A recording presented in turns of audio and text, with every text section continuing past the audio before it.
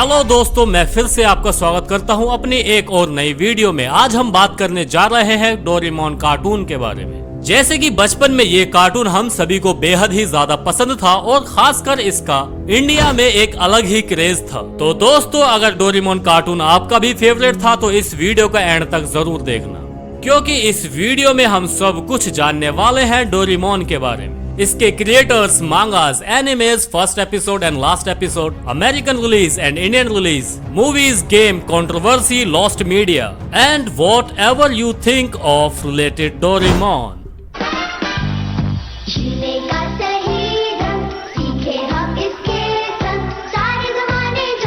तो दोस्तों, किसे पता था कि ये नीला सा दिखने वाला बिल्ली कुछ ही समय में इंडियन किड्स के दिलों पर राज करने वाला है। अब देखो यार, बी ऑनेस्टली, मुझे नहीं लगता कि इंडिया जैसा क्रेज डोरेमोन का किसी और देश में होगा। सो 2005 से लेकर के 2022 तक कैसी रही डोरेमोन की इंडिया में जर्नी, ये तो हम जानेंगे ही। और साथ ही साथ 2023 से हम टाइम ट्रेवल करेंगे पास्ट में, जब डोरेमोन के क्रिएटर्स ने डोरेमोन को क्रिएट किया था। तो दोस्तों, सबसे पहले हम जाएंगे साल 1969 में, यानी आज से पूरे 53 साल पहले। दोस्तों, जैसे कि हम सभी को पता है कि डोरेमोन पहली बार जापान में बनाया गया था और इसके क्रिएटर्स का नाम था फुजिको मोटो एंड एबिको। जी हाँ, यही वो महान लोग हैं जिन्होंने डोरेमोन को बनाया था। अब देखो, जब मैं इस कार्टून के बारे में रिसर्च कर रहा था तो मुझे बेहद ही एक इंटरेस्टिंग बात पता चली कि इन दोनों ने साथ में ही मिडिल स्कूल को पूरा किया था। और जो ये मिडिल स्कूल वाला फेज था ना, इसी वजह से ये दोनों लाइफ लॉन्ग तक फ्रेंड रहे, क्योंकि दोनों को ही ओसामू तेजुका की मांगा सीरीज बेहद ही ज्यादा पसंद थी। देखो, आपका ज्यादा टाइम ना लेते हुए अब मैं सीधा अपने मेन टॉपिक पर आता हूँ। आखिर डोरेमोन का जन्म कैसे हुआ? वैसे अगर देखा जाए कि डोरेमोन का ओरिजिनली कॉन्सेप्ट हिरोशी फुजिमोटो ने ही सोचा था, और मैं आपको बता दूं, इस कॉन्सेप्ट के पीछे एक बहुत ही इंटरेस्टिंग स्टोरी है। और ये स्टोरी हमें डोरेमोन के एक movie 2112 the birth of Doraemon से ही पता चलती है। हिरोशी फुजिमोटो अपनी नई मांगा के लिए एक अच्छी सी स्टोरी सोचे जा रहे थे, पर उन्हें कोई आइडिया आ ही नहीं रहा था। वो एक शाम अपनी डेस्क के सामने बैठकर सोचने लगे कि काश मेरे पास कोई टाइम मशीन होती तो मैं फ्यूचर में जाके अपना ही आइडिया चुरा लाता। और ये सोचते सोचते वो अपने ही डेस्क पर सो गए। और जब वो अपनी चेयर से उठे तब उन्हें अपनी खिड़की के बाहर एक बिल्ली दिखी, और खिड़की बंद करते ही गलती से उनका पैर उनकी बेटी के एक खिलौने पर चला गया। And bingo, time machine, cat और इस खिलौने को मिला करके उन्होंने एक बेहद ही तगड़ी स्टोरी लिख डाली, जिससे जन्म हुआ हम सब के प्यारे दोस्त डोरेमोन का। नहीं नहीं, ये वाला नहीं, ये वाला कुछ भी। ओके दोस्तों, ज्यादा बात ना करते हुए सीधे डायरेक्ट पॉइंट पे आते हैं। तो दोस्तों, अब हम बात करने जा रहे हैं Doraemon third animation attempt and USA release 1979 से 2005 तक। डोरेमोन का आर्ट फॉर्म सेम ही रहा, ये वाला। ये क्या है? मगर इन 25 सालों में एनिमे की दुनिया बहुत ही आगे बढ़ चुकी थी। इस वक्त बहुत ही प्यारे प्यारे आर्ट फॉर्म में एनिमेज को रिलीज किया जा रहा था। इसीलिए टीवी आसाही ने डोरेमोन के सभी एपिसोड को स्टार्टिंग से एक न्यू स्टाइल एनिमे में बनाना शुरू किया। देखो, ये दोनों डोरेमोन के एपिसोड एक ही स्टोरी लाइन को प्रेजेंट करते हैं, but different anime art style. And 15 अप्रैल 2005 का वो दिन था और एक आज का दिन। डोरेमोन के इसी आर्ट स्टाइल के साथ फिलहाल यानी कि 2022 तक इसके 18 सीजन बन चुके हैं। ये जो 2005 वाला वर्जन है ना डोरेमोन का, इसे ही इंग्लिश में डब करके साल 2014 में ब्रॉडकास्ट किया गया था।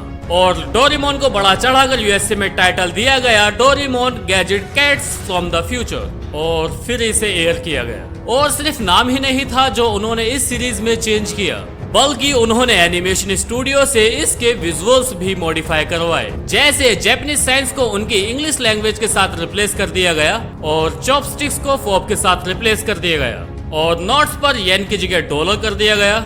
मतलब इस शो में वो सारी चीजें चेंज करी गई कि वहाँ की ऑडियंस इससे ज्यादा रिलेट कर सके। यदि डबिंग की बात करूँ तो नोबिता को नोबी, जियान को बिग जी, सुनियो को स्नीच, शिजुका को शू, और डोरायाकी, जिसे इंडियन वर्जन में डोरा केक कहा जाता है, उसे इस इंग्लिश वर्जन में यमी बन कहा जाता है। ओवरऑल अगर मुझसे पूछो तो मैंने इसके कैसे इंग्लिश डब के 2 एपिसोड पूरे देखे हैं। भाई मुझे तो बिल्कुल भी डोरेमोन वाली फीलिंग नहीं आ रही थी इस इंग्लिश डब में। आगे की डिस्कशन हम इंस्टाग्राम पे कर लेंगे यदि आप करना चाहो तो। देखो यार, अगर आपने ये वीडियो यहाँ तक देख ली है तो आपका भी मेरी तरह डोरेमोन लाइफ का एक बहुत बड़ा पार्ट रहा होगा।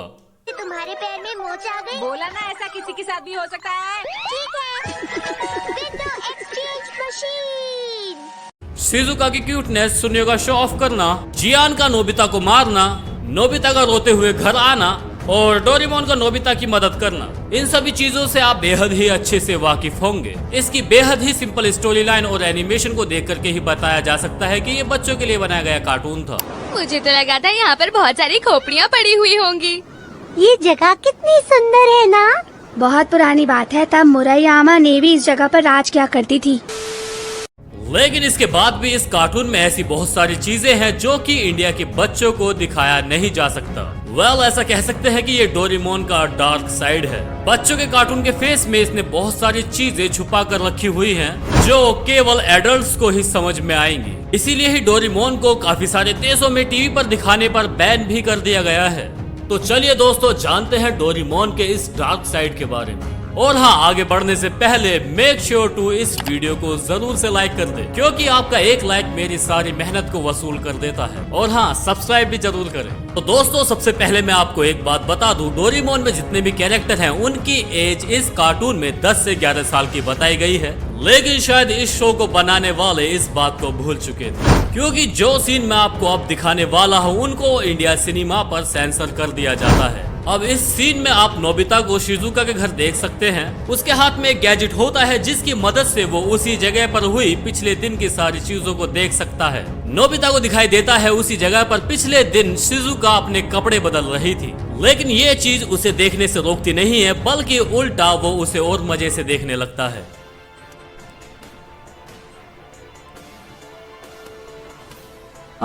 सबसे बड़ी चौंका देने वाली बात यह है कि शिजुका के पकड़े जाने के बाद भी नोबिता को जरा भी एहसास नहीं होता कि आखिर उसने करा क्या है। बिल्कुल एक इसी तरीके का सीन है जिसमें शिजुका बिना कपड़ों के एक तालाब में नहाती हुई देखी जा सकती है।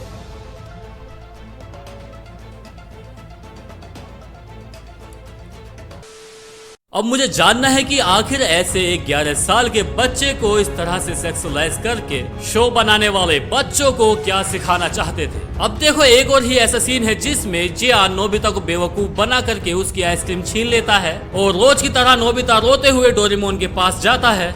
अब जरा आप सोचिए कि नोबिता सिर्फ इसलिए रो रहा था कि वो बहुत ही ज्यादा बुद्धू था, और अभी तो वो और भी ज्यादा बेवकूफों वाली हरकतें करने वाला था। डोरेमोन नोबिता को एक गैजेट देता है जिससे वो किसी पर भी जल्दी से विश्वास ना कर सके। इस वजह से जो भी नोबिता से मिलता है, नोबिता उस पर शक करने लगता है। तो ऐसे ही वो शिजुका को दूर से देखता है और पता नहीं क्यों उसको ऐसा लगता है कि वो शिजुका के भेष में जियान है। अब ऐसी सिचुएशन में आप बताओ कि आप कंफर्म करने के लिए क्या करोगे। ज्यादा से ज्यादा हो सकता है कि आप उससे बात करने की कोशिश करें या इधर उधर के क्वेश्चन करें ताकि कंफर्म हो जाए कि वो शिजुका ही है या फिर कोई और। लेकिन पता है, बुद्धू नोबिता पीछे से जाकर के उसकी स्कर्ट ऊपर कर देता है। लेकिन सिर्फ इसी तरीके के सीन नहीं है जो कि बच्चों को नहीं दिखाया जा सकता, बल्कि बहुत सारे ऐसे डोरेमोन में सीन्स भी हैं, बल्कि बहुत सारे सीन में नोबिता के पापा को जूस पीते हुए दिखाया जा सकता है। अब मैं आपको बता दूं, असल में ये जूस अल्कोहल होता है। मेरे साथ अन्याय हुआ है, मेरे साथ अन्याय हुआ है और मैं अब किसी के साथ अन्याय नहीं होने दूंगा। और आप जो इन कैरेक्टर के रेड फेसेस को देखते हैं ना, असल में वो पूरी तरीके से नशे में होते हैं। अब एक तो ऐसा ही एपिसोड था जिसमें डोरेमोन, शिजुका और नोबिता तीनों नशे में धुत हो गए थे।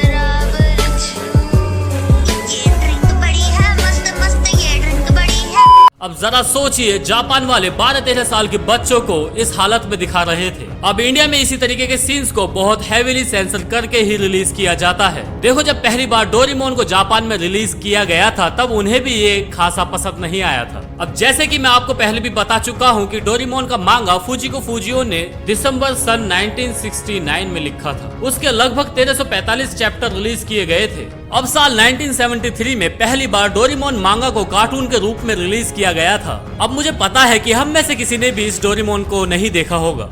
अब देखो, मैं इसके बारे में आपको कुछ बता दूं, ये बहुत ही ज्यादा बेकार था। इसमें बहुत ज्यादा वायलेंट चीजें दिखाई गई थी।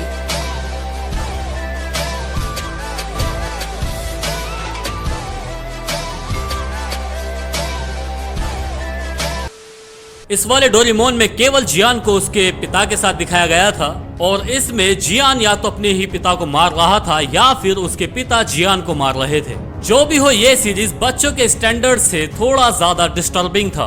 तो दोस्तों, आज हम जिस डोरेमोन को देखते हैं ना, उसकी शुरुआत सन 1979 में हुई थी। इसे यही कह करके बनाया गया था कि इसके मैच्योर थीम्स बेहद ही ज्यादा कम होंगे। इंडिया में डोरेमोन का एनिमे साल 2005 में आया था और आते ही ये बहुत ज्यादा हिट हो गया था। इसने 2 बार किड्स चॉइस अवार्ड जीते थे। अब वैसे तो इसने हंगामा पर आने से शुरू किया था, लेकिन बाद में ये डिज्नी पर भी आने लगा। लेकिन ये दोनों ही चैनल इसे टीवी पे सेंसर करके दिखाया करते थे। यहाँ तक कि अमेरिका जैसे डेवलप कंट्री में भी डोरेमोन को ज्यादा प्यार नहीं मिला और इसका एक बेहद ही ज्यादा सिंपल सा रीजन था कि डोरेमोन को यूएसए में 2014 में लाया गया था। उस वक्त यूएसए में रहने वाले बच्चों की एक्सपेक्टेशंस एनिमे से बेहद ही ज्यादा हो चुकी थी। बल्कि उन्हें एक रोतरू जैसे बच्चे को नहीं देखना था, उन्हें नारुतो जैसे टॉप क्लास एनिमे को देखना था। नारुतो, मुझे कुछ कहना है। क्या हुआ? जब हम टोनेरी के कठपुतली से लड़ रहे थे, उसी चीज के बारे में। टोनेरी? अमेरिकन ऑडियंस बेहद ही ज्यादा मेच्योर हो गए हैं, इसीलिए उन्हें थोड़ी बहुत वायलेंट चीजें देखने में कोई प्रॉब्लम नहीं। अब आप इसका सीधा सा एग्जांपल इंडिया से ही ले सकते हैं। जब से इंडिया में Death Note, Naruto, Attack on Titan, Demon Slayer, Tokyo Revenge, Dragon Ball, One Punch Man, Jujutsu Kaisen जैसी एनिमे रिलीज हुए हैं, तब से इंडिया का नजरिया एनिमे को लेकर के कुछ अलग ही हो गया है। और हाँ, पर्सनली मेरा फेवरेट नारुतो है। आपका कौन सा है, आप मुझे कमेंट बॉक्स में जरूर बताएं। फ्रांस और जर्मनी में तो डोरेमोन को पूरी तरीके से बैन करने की मांग करी गई थी और उनका रीजन बेहद ही कॉमन सा था। दरअसल हम सभी जानते हैं कि डोरेमोन का मेन कैरेक्टर नोबिता है, जो कि बेहद ही ज्यादा बेवकूफ है, जो कि हमेशा रोता रहता है और अपने टेस्ट में 0 मार्क्स लाता है, बहुत ज्यादा लेजी है और हमेशा डोरेमोन पर डिपेंड रहता है। अब फ्रांस और जर्मनी का कहना था कि इस तरीके के कैरेक्टर के शो को दिखा करके हम अपने बच्चों को मुसीबत में डालना नहीं चाहते। अब देखो, बहुत ही सिंपल सी बात है, बच्चे जो देखते हैं वही सीखते हैं। इन कंट्रीज को डर था कि ऐसे लूजर तरीके के कैरेक्टर को देखकर उनके बच्चे भी कहीं लूजर न रह जाए। लेकिन किसी भी रूप से ये कार्टून इन कंट्रीज में पॉपुलर नहीं हुई है जितनी की इंडिया में हुई थी। पाकिस्तान और बांग्लादेश में भी इन कार्टून को बैन कर दिया गया है, लेकिन उनका मेन रीजन कुछ अलग ही था।